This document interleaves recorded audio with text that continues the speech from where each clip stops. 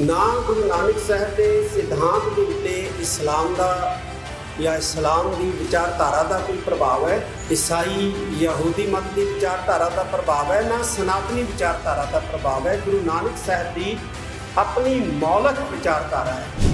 अज जिहड़ा रुझान पैदा होया है ना, वो इहो ही पैदा हो गया भी जे किते एक तुक भी,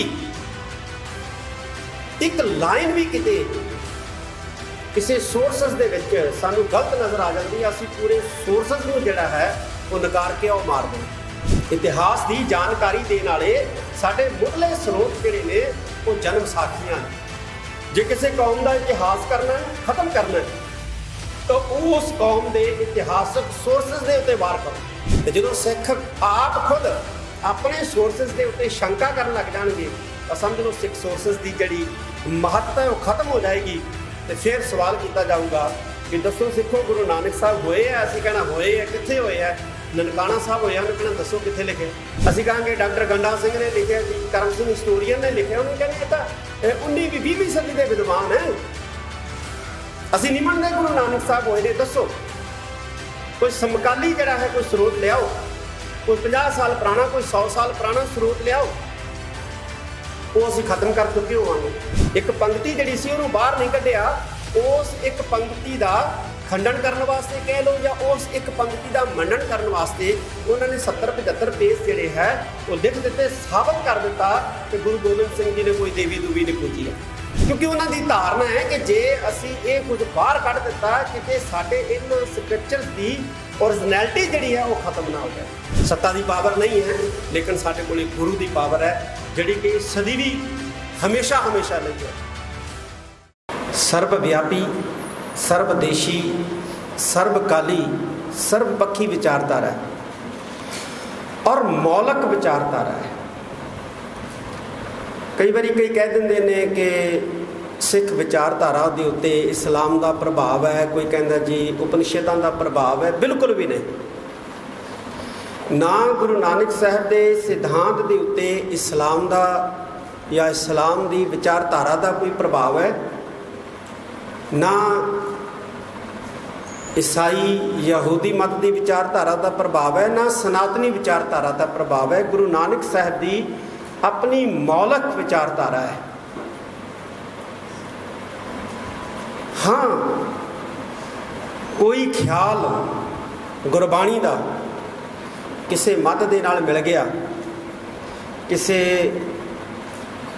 साधु नाल मिल गया, किसी पीर नाल मिल गया, एक वखरा विषय है, वो अलग विषय है।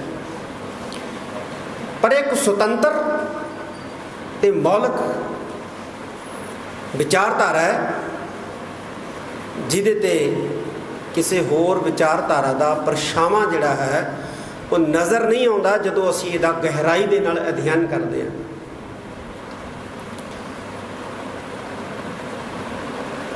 कई कह देंगे ने कहते जी समैटिक जिहड़े धर्म है एक रब की गल करते हैं, गुरबाणी भी एक वाहिगुरू की गल करती है। इत्थे असीं ठीक है रलते मिलते हैं, पर समैटिक जिहड़े धर्म ने या खास तौर पर जिहड़ा उन्हां दे विचों इस्लाम है, उहदे विच अकाल पुरख जिहड़ा वो सर्वव्यापी नहीं है, रब सर्वव्यापी नहीं है। गुरु नानक साहब के फलसफे के मुताबिक वाहिगुरू जिहड़ा वो सर्वव्यापी है, कण कण दे विच विराजमान है एक। किते किते सिमिलैरिटी है, पर जिथे किते सानू सिमिलैरिटी नज़र आउंदी है उत्थे दा मतलब ये नहीं है कि गुरु नानक साहब की विचारधारा जिहड़ी है उस तो इंस्पायर हुई है, प्रभावित हुई है। जे मैं गल करा हुण इतिहास की, तो मेरी जाती जानकारी के मुताबिक कोई 72 या 73 के करीब साढ़े बेसिक सोर्सेस ने सिख इतिहास के, ज़्यादा भी हो सकते हैं। तो हर सोर्सेस दे विच कुछ ना कुछ अजिहा है जिसनों हज़म करना बहुत औखा है। ਕਿਸੇ 'ਚ 2% ਹੈ, ਕਿਸੇ 'ਚ 5% ਹੈ, ਕਿਸੇ 'ਚ 7% ਹੈ, ਕਿਸੇ 'ਚ 10% ਹੈ। ਪਰ ਇਹਦਾ ਇਹ ਮਤਲਬ ਨਹੀਂ ਹੈ ਕਿ ਜੇ ਕਿਸੇ 'ਚ 5% ਹੈ ਐਸਾ ਜਿਸ ਨੂੰ ਹਜ਼ਮ ਕਰਨਾ ਔਖਾ ਹੈ, ਅਸੀਂ 95% ਦੇ ਉੱਤੇ ਲਕੀਰ ਫੇਰ ਦਈਏ। ਕਿਸੇ 'ਚ 20% ਹੈ, ਇਹਦਾ ਮਤਲਬ ਇਹ ਨਹੀਂ ਹੈ ਕਿ ਅਸੀਂ 80% ਦੇ ਉੱਤੇ ਲਕੀਰ ਫੇਰ ਦਈਏ। ਅੱਜ ਜਿਹੜਾ ਰੁਝਾਨ ਪੈਦਾ ਹੋਇਆ ਹੈ ਨਾ, ਉਹ ਇਹੋ ਹੀ ਪੈਦਾ ਹੋ ਗਿਆ ਵੀ ਜੇ ਕਿਤੇ ਇੱਕ ਤੁਕ ਵੀ, ਇੱਕ ਲਾਈਨ ਵੀ ਕਿਤੇ ਕਿਸੇ ਸੋਰਸਸ ਦੇ ਵਿੱਚ ਸਾਨੂੰ ਗਲਤ ਨਜ਼ਰ ਆ ਜਾਂਦੀ ਹੈ, ਅਸੀਂ ਪੂਰੇ ਸੋਰਸਸ ਨੂੰ ਜਿਹੜਾ ਹੈ ਉਹ ਨਕਾਰ ਕੇ ਉਹ ਮਾਰਦੇ ਹਾਂ। ਇਹ ਸਾਡੀ ਸਮੱਸਿਆ ਪੈਦਾ ਹੋ ਗਈ ਹੈ, ਸਾਡੀ ਸਮੱਸਿਆ ਪੈਦਾ ਹੋ ਗਈ ਹੈ ਬਗੈਰ ਇਸ ਗੱਲ ਦੀ ਪੁਣਛਾਣ ਕੀਤਿਆਂ ਕਿ ਉਹ ਜਿਹੜੀ ਇੱਕ ਲਾਈਨ ਜਿਹੜੀ ਹੈ ਇਤਿਹਾਸਕਾਰ ਨੇ ਲਿਖ ਦਿੱਤੀ ਹੈ, ਕਿਉਂ ਲਿਖੀ ਹੈ? ਜਿਹੜਾ ਇਤਿਹਾਸਕਾਰ ਜਿਹਨੇ ਲਿਖਿਆ ਉਹਦਾ ਪਿਛੋਕੜ ਕੀ ਹੈ, ਉਹਦਾ ਆਲਾ ਦੁਆਲਾ ਕੀ ਹੈ, ਉਸ ਵਕਤ ਹਾਲਾਤ ਕੀ ਹੈ? ਕਿਉਂਕਿ ਜਿਹੜਾ ਇਤਿਹਾਸ ਲਿਖਦਾ ਨਾ, ਉਹਦੇ ਆਲੇ ਦੁਆਲੇ ਦਾ ਵੀ ਉਹਦੀ ਲਿਖਤ ਦੇ ਉੱਤੇ ਪ੍ਰਭਾਵ ਪੈਂਦਾ ਹੈ, ਉਸ ਵਕਤ ਦੀ ਹਕੂਮਤ ਦਾ ਵੀ ਉਹਦੇ ਤੇ ਪ੍ਰਭਾਵ ਪੈ ਜਾਂਦਾ ਹੁੰਦਾ।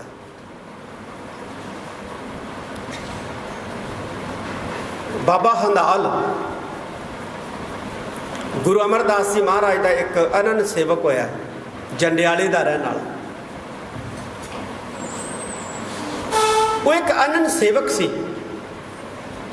ਗੁਰੂ ਅਮਰਦਾਸ ਜੀ ਮਹਾਰਾਜ ਨੇ ਉਸ ਨੂੰ ਮੰਜੀ ਦੀ ਬਖਸ਼ਿਸ਼ ਕੀਤੀ, ਪਰ ਕਿਹਾ ਜਾ ਭਾਈ ਪੁਰਖਾ, ਗੁਰੂ ਅਮਰਦਾਸ ਜੀ ਮਹਾਰਾਜ ਨੇ ਉਹਨੂੰ ਮੰਜੀ ਦੀ ਬਖਸ਼ਿਸ਼ ਕੀਤੀ, ਕਿਹਾ ਜਾ ਪੁਰਖਾ ਆਪਣੇ ਇਲਾਕੇ 'ਚ ਸਿੱਖੀ ਦਾ ਪ੍ਰਚਾਰ ਕਰ। ਸਿੱਖੀ ਦਾ ਪ੍ਰਚਾਰ ਕਰਨ ਲੱਗਿਆ, ਲੇਕਿਨ ਉਹਦਾ ਜਿਹੜਾ ਪੁੱਤਰ ਸੀ ਬਿਧੀ ਚੰਦ, ਇੱਕ ਤਾਂ ਬਾਬਾ ਬਿਧੀ ਚੰਦ ਜੀ ਬਹਾਦਰ ਹੋਏ ਆ ਨਾ, 6ਵੇਂ ਪਾਤਸ਼ਾਹ ਦੇ ਸਿੱਖੋ ਨਹੀਂ ਹੈ, ਇਹ ਬਾਬੇ ਹੰਦਾਲ ਦਾ ਪੁੱਤਰ ਸੀ ਬਿਧੀ ਚੰਦ। ਉਹਨੇ ਆਪਣੇ ਪਿਤਾ ਦੇ ਚਲਾਣੇ ਤੋਂ ਬਾਅਦ ਆਪਣੇ ਆਪ ਨੂੰ ਆਪਣੇ ਪਿਤਾ ਦੀ ਜਗ੍ਹਾ ਦੇ ਉੱਤੇ ਮਹੰਤ ਡਿਕਲੇਅਰ ਕਰ ਦਿੱਤਾ, ਗੁਰੂ ਸਥਾਪਿਤ ਕਰ ਦਿੱਤਾ ਕਿ ਮੇਰਾ ਬਾਬਾ ਹੰਦਾਲ ਜਿਹੜਾ ਸੀ ਉਹ ਇੱਕ ਬਹੁਤ ਵੱਡੇ ਗੱਦੀ ਦੇ ਉੱਤੇ ਸੀ ਤੇ ਹੁਣ ਉਹਨਾਂ ਦਾ ਗੱਦੀ ਨਸ਼ੀਨ ਮੈਂ ਆ। ਲੇਕਿਨ ਉਹ ਆਯਾਸ਼ ਸੀ। ਉਹਨੇ ਇੱਕ ਵੇਸਵਾ ਨਾਲ ਸ਼ਾਦੀ ਕਰ ਲਈ, ਤਾਂ ਜਿਹੜੇ ਉਹਦੇ ਨਾਲ ਜੁੜੇ ਲੋਕ ਸੀ, ਕਿਉਂਕਿ ਉਹਦੇ ਜਿਹੜੇ ਪਿਤਾ ਜੀ ਦੇ ਨਾਲ ਜੁੜੇ ਲੋਕ ਸੀ, ਆਟੋਮੈਟਿਕਲੀ ਉਹਦੇ ਜਦੋਂ ਉਹਨੇ ਕਹਿ ਦਿੱਤਾ ਕਿ ਪਿਤਾ ਜੀ ਦਾ ਵਾਰਸ ਮੈਂ ਹਾਂ, ਤਾਂ ਜਿਹੜੇ ਉਹਨਾਂ ਦੇ ਸ਼ਰਧਾਲੂ ਸੀ ਪਿਤਾ ਜੀ ਦੇ, ਉਹਦੇ ਨਾਲ ਵੀ ਜੁੜ ਗਏ। ਤਾਂ ਉਹਨਾਂ ਨੇ ਸਵਾਲ ਕਰਨੇ ਸ਼ੁਰੂ ਕਰਤੇ ਵੀ ਇਹ ਕੀ ਕੀਤਾ ਤੂੰ, ਇਹ ਮਾੜਾ ਕੰਮ ਕਿਉਂ ਕੀਤਾ, ਤੂੰ ਸ਼ਾਦੀ ਕਰ ਲਈ ਹੈ, ਇੱਕ ਕੰਚਨੀ ਨਾਲ ਸ਼ਾਦੀ ਕਰ ਲਈ। ਤਾਂ ਉਹ ਆਪਣੇ ਸ਼ਰਧਾਲੂਆਂ ਨੂੰ ਕਹਿਣ ਲੱਗਿਆ ਕਿ ਕਰਮਾਂ ਦਾ ਪ੍ਰਭਾਵ ਜਿਹੜਾ ਹੈ ਨਾ, ਉਹ ਆਮ ਲੋਕਾਂ ਤੇ ਪੈਂਦਾ ਹੈ, ਜਿਹੜੇ ਮਹਾਂਪੁਰਖ ਹੁੰਦੇ ਆ ਇਹਨਾਂ ਤੇ ਕਿਸੇ ਕਰਮ ਦਾ ਪ੍ਰਭਾਵ ਨਹੀਂ ਪੈਂਦਾ, ਨਾ ਚੰਗੇ ਦਾ ਨਾ ਮਾੜੇ ਦਾ। ਉਹ ਕਹਿਣ ਲੱਗੇ ਜੀ ਇਤਿਹਾਸ ਦੇਖੋ, ਗੁਰੂ ਨਾਨਕ ਸਾਹਿਬ, ਗੁਰੂ ਅੰਗਦ ਦੇਵ ਜੀ ਮਹਾਰਾਜ, ਗੁਰੂ ਅਮਰਦਾਸ ਜੀ, ਇੱਥੋਂ ਤੱਕ ਤੁਹਾਡੇ ਪਿਤਾ ਬਾਬਾ ਹੰਦਾਲ ਜੀ, ਉਹਨਾਂ ਨੇ ਤਾਂ ਕੋਈ ਅਜਿਹਾ ਕੰਮ ਨਹੀਂ ਕੀਤਾ। ਜਦੋਂ ਉਹਦੇ ਸ਼ਰਧਾਲੂਆਂ ਵੱਲੋਂ ਉਹਦੇ ਤੇ ਕੁਐਸਚਨ ਆਉਣ ਲੱਗੇ ਤੇ ਉਸ ਨੇ ਜਨਮ ਸਾਖੀ ਜਿਹੜੀ ਸੀ ਨਾ ਉਹਨੂੰ ਚੁੱਕਿਆ ਤੇ ਉਹਦੇ ਵਿੱਚ ਅਜਿਹਾ ਕੁਝ ਜਿਹੜਾ ਸੀ ਦਾਖਲ ਕਰ ਦਿੱਤਾ। ਆਪਣੇ ਘਟੀਆ ਕਰਮ ਨੂੰ ਸਹੀ ਸਾਬਤ ਕਰਨ ਵਾਸਤੇ ਉਹਨੇ ਕੁਝ ਚਿੱਕੜ ਦੇ ਛਿੱਟੇ ਜਿਹੜੇ ਸੀ ਉਹ ਗੁਰੂ ਸਾਹਿਬਾਨਾਂ ਦੇ ਸਿਰ ਤੇ, ਆਪਣੇ ਘਟੀਆ ਕਰਮ ਨੂੰ ਸਹੀ ਸਾਬਤ ਕਰਨ ਵਾਸਤੇ ਉਸਨੇ ਜਨਮ ਸਾਖੀ ਲਈ। ਜਨਮ ਸਾਖੀ ਲੈ ਕੇ ਉਹਦੇ ਵਿੱਚ ਅਜਿਹਾ ਜਿਹੜਾ ਸੀ ਲਿਖ ਦਿੱਤਾ ਕਿ ਆਪਣੇ ਕੀਤੇ ਕੋ ਕਰਮ ਦੇ ਕੁਝ ਛਿੱਟੇ ਜਿਹੜੇ ਸੀ ਉਹਨੇ ਗੁਰੂ ਸਾਹਿਬਾਨਾਂ ਤੇ ਸੁੱਟਣ ਦਾ ਯਤਨ ਕੀਤਾ। ਔਰ ਹੈਰਾਨੀ ਦੀ ਗੱਲ ਹੈ ਕਿ ਜਿਹੜੀ ਜਨਮ ਸਾਖੀ ਦੇ ਵਿੱਚ ਉਹਨੇ ਮਿਲਾਵਟ ਕੀਤੀ, ਉਹਦੀਆਂ ਕਈ ਕਾਪੀਆਂ ਤਿਆਰ ਕਰਕੇ ਉਹਨੇ ਲੋਕਾਂ 'ਚ ਵੰਡਣੀਆਂ ਸ਼ੁਰੂ ਕਰਤੀਆਂ, ਔਰ ਜਿਹੜੀਆਂ ਜਨਮ ਸਾਖੀਆਂ ਸ਼ੁੱਧ ਰੂਪ 'ਚ ਮਿਲਦੀਆਂ ਸੀ ਉਹਨਾਂ ਨੂੰ ਸਾੜਨਾ ਸ਼ੁਰੂ ਕਰਤਾ। ਤੇ ਹੋਇਆ ਇਹ ਕਿ ਅਸੀਂ ਭਾਈ ਬਾਲੇ ਵਾਲੀ ਜਨਮ ਸਾਖੀ ਤੋਂ ਮੂੰਹ ਮੋੜ ਲਿਆ, ਇਹਦੇ 'ਚ ਤਾਂ ਬਹੁਤ ਗੰਦ ਲਿਖਿਆ ਜੀ, ਬਹੁਤ ਗਲਤ ਲਿਖਿਆ ਜੀ, ਬਜਾਏ ਪੁਣਛਾਣ ਕੀਤੀ ਇਹ ਲਿਖਿਆ ਕਿਉਂ ਗਿਆ, ਕਿਸ ਨੇ ਲਿਖਤਾ, ਕਿਉਂ ਲਿਖਤਾ, ਕਿਵੇਂ ਲਿਖਿਆ ਗਿਆ। ਅਸੀਂ ਜਨਮ ਸਾਖੀ ਤੋਂ ਹੀ ਮੁਨਕਰ ਹੋ ਗਏ। जन्म साखी जिवें बाबा जी ने दस्सिया ना कि जन्म साखी जिहड़ा है ये साडा मुढ़ला साहित भी है, मुढ़ले स्रोत भी ने। इतिहास की वाकफियत देने वाले, इतिहास की जानकारी देने वाले साडे मुढ़ले स्रोत जिहड़े ने वो जन्म साखियां ने। जे किसी कौम का इतिहास करना है, खत्म करना है, तो उस कौम के इतिहासक सोर्सिस के उत्ते वार करो। उस कौम के जिहड़े हिस्टोरीकल सोर्सिस ने उन्हां दे उत्ते वार करो। जो तुसी हिस्टोरीकल सोर्सिस जिहड़े ने वो खत्म करते, खत्म करन दे दो तरीके ने, या तो सारे सोर्सिस इकट्ठे करके जिहड़े स्क्रिप्चर मिलते हैं उन्होंने साड़ दिओ, तो जां फिर सिख लोगों के विच ही उन्हां सोर्सिसां दे प्रति शंके पैदा कर दिओ भी ये तो सिख सोर्सिस है ही नहीं, ये तो गुरु साहिबानां दी शान नूं घटाउण वाले ग्रंथ ने। तो जो सिख आप खुद अपने सोर्सिस के उत्ते शंका करन लग जाणगे तो समझ लो सिख सोर्सिस की जिहड़ी महत्ता है वो खत्म हो जाएगी। तो फिर सवाल किया जाऊगा भी दसो सिखो गुरु नानक साहब होए है? असीं कहना होए है, कित्थे होए है? ननकाना साहब होया, उन्हें कहना दसो कित्थे लिखे। असीं मॉडर्न यूनिवर्सिटियां दे विद्वानां दीयां किताबां जिहड़ियां चक के दिखावांगे आ लिखिया, उन्हें कहना ये तां कल लिखिया, ये तां कल दीयां किताबां ने। असीं कहांगे डॉक्टर गंडा सिंह ने लिखिया जी, करम सिंह हिस्टोरीयन ने लिखिया, उन्हें कहना ये तां 19वीं 20वीं सदी के विद्वान है। असीं नहीं मनदे गुरु नानक साहब होए ने। दसो कोई समकाली जिहड़ा है कोई स्रोत लियाओ, कोई 50 साल पुराना, कोई 100 साल पुराना स्रोत लियाओ, वो असीं खत्म कर चुके होवांगे। अज दी जिहड़ी ये 2 रोज़ा सिख इतिहास की कॉन्फ्रेंस करन दा जिहड़ा मकसद है वो इहो ही है कि असी अपने स्कॉलरां नूं, अपनी कौम के नवे जिहड़े हिस्टोरीयन पैदा हो रहे हैं उन्होंने इन्हां स्रोतां की महत्ता तो असी विद्वानां दे राहीं जाणू करवा सकीए।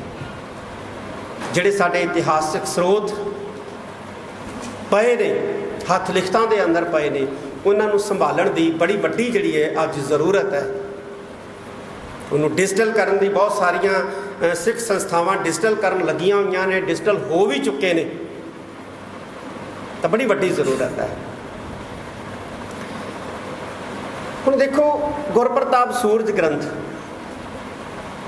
भाई वीर सिंह जी ने उसकी संपादना की है। मैं समझदा है कि भाई वीर सिंह सिख मत के अंदर बहुत टॉप मोस्ट स्कॉलर ने।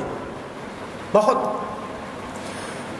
उन्होंने जदों गुरप्रताप सूरज ग्रंथ की संपादना की है तो उन्होंने नज़र दे विच भी तो वो कुछ आया है ना जिहड़ा हजम नहीं हो सकता, लेकिन उन्होंने वो चीज़ नूं बाहर नहीं कढ़िया, उन्होंने वो चीज़ नूं बाहर नहीं कढ़िया। फर्ज करो एक लाइन जिहड़ी है गुरप्रताप सूरज ग्रंथ दे विच कवि संतोख सिंह ने लिख दी कि गुरु गोबिंद सिंह जी ने देवी जिहड़ी है प्रगट की। भाई वीर सिंह जी ने उस एक पंक्ति का खंडन करने वास्ते किन्ने पेज लिख दिते पर्यायां दे विच। एक वक्री किताब भी देवी पूजन प्रसंग जिहड़ी है भाई वीर सिंह जी ने छाप दी। एक पंक्ति का खंडन करने वास्ते उन्होंने 70 पेज लिख दिते, लेकिन वो एक पंक्ति नूं बाहर नहीं कढ़िया। एक पंक्ति जिहड़ी सी उहनूं बाहर नहीं कढ़िया। उस एक पंक्ति का खंडन करने वास्ते कह लो या उस एक पंक्ति का मनन करने वास्ते उन्होंने 70-75 पेज जिहड़े है वो लिख दिते, साबित कर दिता कि गुरु गोबिंद सिंह जी ने कोई देवी दूवी नहीं पूजी है। वो बाहर भी कढ़ सकते थे, लेकिन क्यों नहीं बाहर कढ़े यह चीज़? क्योंकि उन्होंने धारणा है कि जे असी ये कुछ बाहर कढ़ दिता किते साडे इन्हां स्क्रिप्चर्स की ओरिजिनैलिटी जिहड़ी है वो खत्म ना हो जाए। हुण जिहड़े साडे हथ लिखत पए ने उन्हां दे विच तां ये है ना चीज़ां, असी बाहर कढ़ के नवे रूप में छाप देंगे। जिहड़ा रिसर्चर है वो मुढ़ला स्रोत भालदा हुंदा है, सब तो पुराना स्रोत भालदा हुंदा है। ते जे उन्हें सब तो पुराना स्रोत चुक लिया तो उन्हें कहना जी ये नवा तो सारा कुछ ही बदलिया होया। तो ये चीज़ां समझण की बहुत वड्डी जरूरत है। साडे इतिहासकारां नूं बड़े विद्वान बैठे ने, महत्ता नूं समझिए। मैं सिर्फ तुहाडा धन्नवाद करने वास्ते इत्थे हाज़र होए हैं। तुसीं कल भी भरपूर गिनती दे विच हाज़रियां भरियां ने, अज भी मेरी कौम के स्कॉलर्स बैठे ने, जिंदजान होंदे हैं। एक ये भी धारणा है कि जे किसी कौम नूं खत्म करना है ना तो वो स्कॉलर्स वो विद्वानां नूं खत्म कर दिओ।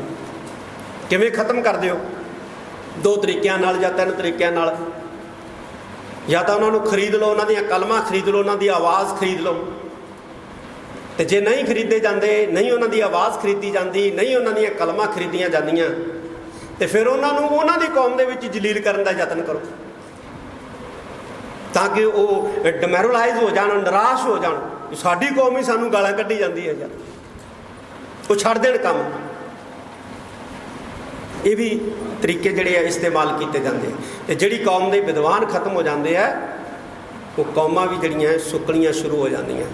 ਅੱਜ ਵਿਦਵਾਨਾਂ ਨੂੰ ਜ਼ਿੰਦਾ ਰੱਖਣ ਦੀ, ਤਰੋਤਾਜ਼ਾ ਰੱਖਣ ਦੀ ਕੌਮਾਂ ਲਈ ਬੜੀ ਵੱਡੀ ਜ਼ਰੂਰਤ ਹੈ। ਵਿਦਵਾਨਾਂ ਦਾ ਮਾਣ ਸਤਿਕਾਰ ਕਰਨ ਦੀ, ਅਦਬ ਸਤਿਕਾਰ ਕਰਨ ਦੀ ਬੜੀ ਵੱਡੀ ਲੋੜ ਹੈ। ਲੇਕਿਨ ਅੱਜ ਹੋ ਕੀ ਰਿਹਾ? ਅੱਜ ਤਿਰਸਕਾਰ ਹੋ ਰਿਹਾ ਵਿਦਵਾਨਾਂ ਦਾ। ਉਹਨਾਂ ਦਾ ਵੀ ਤਿਰਸਕਾਰ ਹੋ ਰਿਹਾ ਜਿਹੜੇ ਔਰਲ ਸਿੱਖ ਇਤਿਹਾਸ, ਸਿੱਖ ਫਲਸਫੇ ਦੀ ਗੱਲ ਕਰਦੇ ਨੇ, ਉਹਨਾਂ ਦਾ ਵੀ ਤਿਰਸਕਾਰ ਹੋ ਰਿਹਾ ਜਿਹੜੇ ਲਿਖਤਾਂ ਰਾਹੀਂ ਸਿੱਖ ਫਲਸਫੇ ਦੀ, ਸਿੱਖ ਇਤਿਹਾਸ ਦੀ ਗੱਲ ਕਰਦੇ ਨੇ। ਤਾਂ ਇੱਕ ਬੜੀ ਇਹਦੇ ਪਿੱਛੇ ਗਹਿਰੀ ਜਿਹੜੀ ਹੈ ਉਹ ਸਾਜ਼ਿਸ਼ ਨਜ਼ਰ ਆਉਂਦੀ ਹੈ। ਪੈਰਲਲ ਕੌਮਾਂ ਵੱਲ ਦੇਖੋ, ਉਹ ਆਪਣੇ ਕਿਵੇਂ ਜਿਹੜੇ ਇੰਟੈਲੈਕਚੁਅਲ ਪਰਸਨ ਨੇ, ਕਿਵੇਂ ਉਹਨਾਂ ਦਾ ਉਹ ਲੈ ਰਹੇ ਨੇ, ਉਹਨਾਂ ਨੂੰ ਮਾਨ ਸਨਮਾਨ ਦੇ ਰਹੇ ਨੇ, ਕਿਉਂਕਿ ਉਹਨਾਂ ਕੋਲੇ ਪਾਵਰ ਹੈ, ਸੱਤਾ ਦੀ ਪਾਵਰ। ਉਹਨਾਂ ਨੂੰ ਯੂਨੀਵਰਸਿਟੀਆਂ 'ਚ ਫਿੱਟ ਕਰ ਰਹੇ ਨੇ, ਕਿਸੇ ਨੂੰ VC ਲਾਤਾ, ਕਿਸੇ ਨੂੰ ਹੈਡ HOD ਲਾਤਾ। ਤਾਂ ਸਾਡੇ ਕੋਲੇ ਗੁਰੂ ਦੀ ਪਾਵਰ ਹੈ, ਸੱਤਾ ਦੀ ਪਾਵਰ ਨਹੀਂ ਹੈ, ਲੇਕਿਨ ਸਾਡੇ ਕੋਲੇ ਗੁਰੂ ਦੀ ਪਾਵਰ ਹੈ, ਜਿਹੜੀ ਕਿ ਸਦੀ ਵੀ ਹਮੇਸ਼ਾ ਲਈ ਹੈ। ਇਹ ਜਿਹੜੀਆਂ ਸੱਤਾ ਦੀਆਂ ਪਾਵਰਾਂ ਆਉਂਦੀਆਂ ਤਾਂ ਆਉਂਦੀਆਂ ਜਾਂਦੀਆਂ ਨੇ। ਅਸੀਂ ਵੇਖਦੇ ਹਾਂ ਇਤਿਹਾਸ ਰਾਹੀਂ ਹਜ਼ਾਰਾਂ ਸਾਲਾਂ ਤੋਂ, ਕਦੇ ਇੱਥੇ ਹੂਣ ਆਏ, ਕਦੇ ਸ਼ੱਕ ਆਏ, ਕਦੇ ਕੁਸ਼ਾਣ ਆਏ, ਕਦੇ ਮੰਗੋਲ ਆਏ, ਕਦੇ ਤੁਰਕ ਆਏ, ਕਦੇ ਮੁਗਲ ਆਏ। ਜੇ ਉਹ ਨਹੀਂ ਰਹੇ ਤੇ ਰਹਿਣਾ ਅੱਜ ਦਿਆਂ ਨੇ ਵੀ ਨਹੀਂ। ਲੇਕਿਨ ਸਾਡੇ ਕੋਲੇ ਜਿਹੜੀ ਪਾਵਰ ਹੈ ਉਹ ਗੁਰੂ ਨਾਨਕ ਸਾਹਿਬ ਦੇ ਫਲਸਫੇ ਦੀ ਪਾਵਰ ਹੈ, ਗੁਰੂ ਨਾਨਕ ਸਾਹਿਬ ਦੀ ਅਜ਼ਮਤ ਦੀ ਪਾਵਰ ਹੈ, ਜਿਸ ਨੂੰ ਅਸੀਂ ਆਪਣੀ ਚੜ੍ਹਦੀ ਕਲਾ ਦੇ ਲਈ ਇਸਤੇਮਾਲ ਕਰਨ ਦੀ ਜਾਂਚ ਸਿੱਖਣੀ ਹੈ। ਮੈਂ ਬਹੁਤ, ਕਿਉਂਕਿ ਨਾਂ ਲੈਣ ਲੱਗਾ ਤਾਂ ਸਮਾਂ ਜ਼ਿਆਦਾ ਲੱਗ ਜਾਏਗਾ, ਮੈਂ ਬਹੁਤ ਸਾਰਿਆਂ ਦਾ ਧੰਨਵਾਦ ਕਰਦਾ। ਵਾਹਿਗੁਰੂ ਜੀ ਕਾ ਖਾਲਸਾ, ਵਾਹਿਗੁਰੂ ਜੀ ਕੀ ਫਤਿਹ।